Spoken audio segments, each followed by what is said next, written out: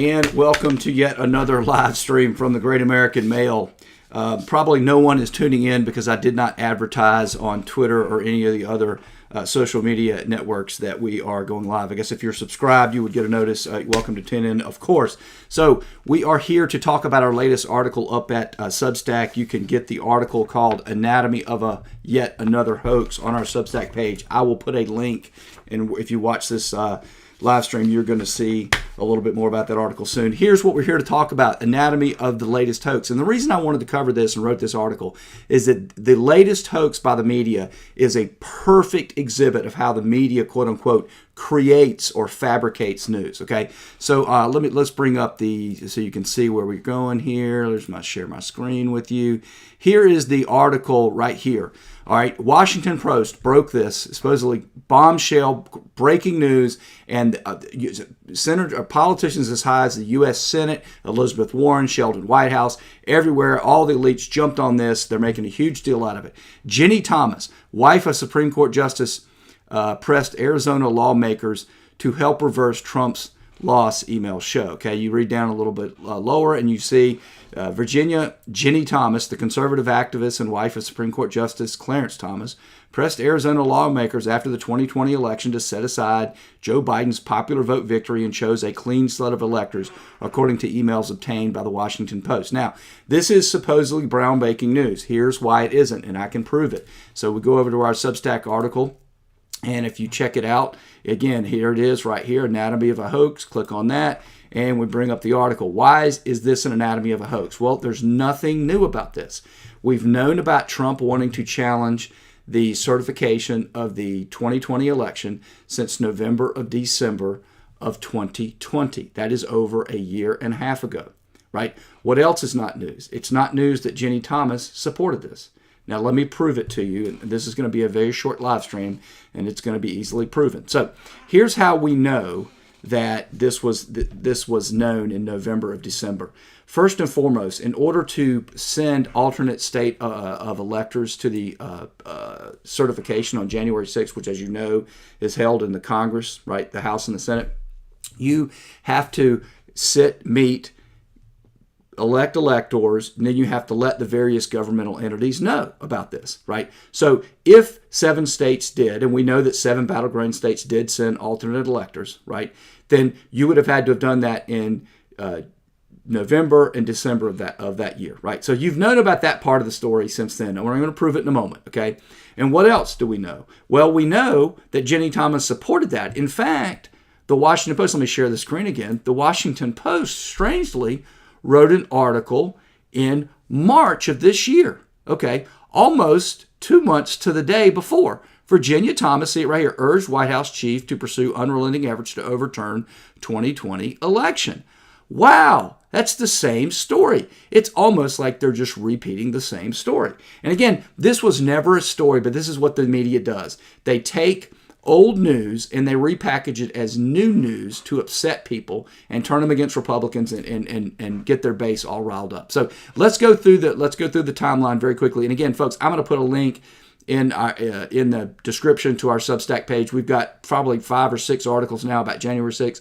All of them are well worth your time. They're very, very good articles written about various different issues with respect to January 6th. What is January 6th about? Well, you have to understand January 6th is really about 2 things. It's one about the Capitol rally that went too far, right? And again, I'm not here to get into whether it was the FBI or any of that. Just set it aside. It doesn't matter. But the second part of January 6th is the fact that you have the certification of the electoral vote count. And that was what Trump was trying to challenge. And so, again, just to prove to you this is not a news story, but the Democrats and their friendly people in the quote-unquote media keep using it as such, let's go take a look at Rachel Maddow. Now, you can see here, this is Rachel Maddow from December 22nd of 2021, all right, approximately 6 months ago. And here was her breaking story for the evening. Take a listen. The Milwaukee Journal-Sentinel was first to report that while that real meeting of the real electors was happening inside the state capitol, fake electors were also meeting elsewhere in the same state capitol at the same time on the same day. Quote, an hour after the Wisconsin Supreme Court affirmed Joe Biden as the winner of the November 3rd presidential election in Wisconsin, Wisconsin Republicans refused to accept the result and met at the state capitol to put forward their own slate of electors, while 10 Democratic electors met inside Governor Tony Evers' office to finalize the state's 10 electoral votes for President-elect Biden and Vice President-elect Kamala Harris. Republicans convened to cast votes for President Donald Trump. What do you mean cast votes? The details on this are amazing. In Wisconsin, the Republicans did it privately, and I kid you not, they forged all the paperwork to make it seem like they were the real electors. Look, we have the paperwork that they forged. Look. All right, now, folks, that's where I wanted to get to here. So I'm not going to sit here and I've got to keep this one short. So look, they did it in secret, but then they forged the paperwork and then mailed it to all the relevant people. That's how Rachel Maddow has gotten a copy of it. These people contradict themselves within the same page, within the same paragraph, oftentimes within the same sentence. I think she got through 2 sentences before she contradicted herself. But here's what I want to draw your attention to. Look at the date of these documents, right? In witness thereof, blah, blah, blah, blah, blah, blah, blah, the 14th day of December of 2020, right? Now, this is completely consistent with what was going on, right? In order to send alternate electors to the certification on January 6, 2021, you would have had to have met in December, or I suppose maybe or early January, right? Okay, and again, this wasn't news. How in the world this is news to Rachel Maddow in December of 2021, a year later? That's weird, because in December of 2020, folks, this is the AP. This is not some conservative publication there. Right here, December 17th, 2020. Republicans in several battleground states put up their own set of electors for President Donald Trump. This sets the stage for dueling electors on January 6th, where Vice President Mike Pence decides whether to accept or reject them. I'm not going to get into the assessment of whether it's true or whether it's not true. The point is, I'm trying to make here, okay? And I've got, again, on our Substack page, I'm not trying to promote our Substack page, folks, but if you go to our Substack page, I've got several articles on this very issue. But here's the point I'm trying to make to you. It's not new news. Even the AP was reporting it a year before Rachel Maddow goes on TV and acts like it's a bombshell story. So then you go, well, okay, Great American Mail, that's fine. That's fine. So they knew about the alternate slate. They knew about that, but they didn't know Ginni Thomas was going to support it. Oh, that maybe that's the breaking part of the story. Maybe we just figured out that Ginni Thomas, oh my God, wife of a Supreme Court justice, oh my God, Ginni Thomas is going to support this. Oh, well, that's funny, because here we go. Let me share the screen again. Oh, wow, snap. Goodness gracious, almost 2 months ago to the day, the very same Washington Post. Virginia Thomas urged White House chief to pursue unrelenting efforts to overturn the 2020 election after they leaked Mark Meadows' text messages.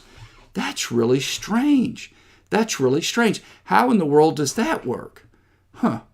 Well, before I forget, let me take you. If you want to understand how the January 6th thing really worked. Again, I pulled up for here if you want to take a look at it. Again, it's Great American Mail. You can see right there at the top, GreatAmericanMail.substack.com. This is, I think, the second article that we published on January 6th of 2022 about a Democrat coup part 2. That will walk you through how the certification process works. There's a whole process for objecting and whatnot. I'm not on here to talk about that. So here's what I am here to talk about. And again, you can check out our article if you want. I'll put a link in the description if you want to go check it out. But here's the point, folks. This is what they do.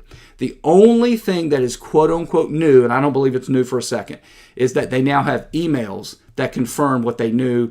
At a minimum, giving them the benefit of the doubt. At this point, I wouldn't give these people the benefit of the doubt on anything, but that they knew in March of this year. So why would the Washington Post, and again, let's pull up the article again, why would the Washington Post run with this exclusive breaking story? Oh, I didn't share my screen. Sorry about that. Why would they run with this breaking story here on Friday? Why would they do that if they already knew everything about that, right? Certainly they knew about the Ginni Thomas urging in March. Certainly they knew about the alternate slate. This is what they do. That's why it's the anatomy of the hoax. That's why I call it that. They repackage information and they just fabricate it and put it out again as if it's bomb-breaking news. Now, I've got one more thing at Substack. Let me pull it up here. One more thing at our Substack page if you want. I would urge you, one other part of this story, if you go down, and I think it's right here. Yes, right here. No, Trump did not commit a crime on January 6th. If you pull up that article, it will walk you through There's nothing wrong with what Trump did on January 6th in terms of trying to put up alternate slates. But again, that wasn't the purpose of this podcast. I'm sorry, I should have said live stream. I get confused. I do the podcast too. So anyway, I hope you enjoyed this. If you did, I hope you subscribe, share it to help us get a reach out there so we can set the news media, the fake news media right. And if you like this, again, subscribe and tune back in for the next one.